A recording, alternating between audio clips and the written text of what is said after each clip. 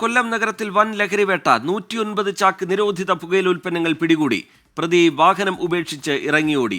അരുൺരാജ് വിവരങ്ങളുമായി കൊല്ലത്ത് നിന്ന് ചേരുന്നുണ്ട്. അരുൺരാജ്, വലിയ ലഹരിവേട്ടയാണ് ഉണ്ടായിരിക്കുന്നത്. 109 ചാക്ക് നിരോധിത പുകയില ഉൽപ്പന്നങ്ങൾ എന്ന് പറഞ്ഞാൽ വലിയ അളവിലുള്ളതാണ്. എന്താണ് ഇതുമായി ബന്ധപ്പെട്ട് പോലീസ് അറിയിക്കുന്നത്? പോലീസാണോ എക്സൈസ് ആണോ പിടികൂടിയത്? വിശദാംശങ്ങൾ എന്താണ് അരുൺരാജ്?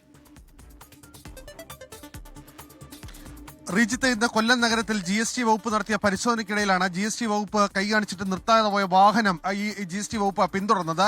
തുടർന്ന് കൊല്ലം വെസ്റ്റ് പോലീസിനെ ഈ വിവരം അറിയിക്കുകയായിരുന്നു. തുടർന്ന് GST വകുപ്പും വെസ്റ്റ് പോലീസും നടത്തിയ ഈ റേസിംഗിനിടയിലാണ് ഈ ഡിവൈഡറിൽ ഇടിച്ച ശേഷം കൊല്ലത്ത് ആനന്ദ് വില്ലേജിന് സമീപം ഡിവൈഡറിൽ ഇടിച്ച ശേഷം വാഹനം നിർത്താതെ ഈ ഡ്രൈവർ ഇറങ്ങി ഓടിയത്.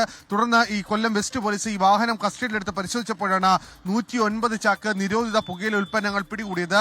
50 ലക്ഷം രൂപയധികം വരുന്ന നിരോധിത ഉൽപ്പന്നങ്ങളാണ് പിടികൂടിയതെന്ന് പോലീസ് വ്യക്തമാക്കുന്നുണ്ട്.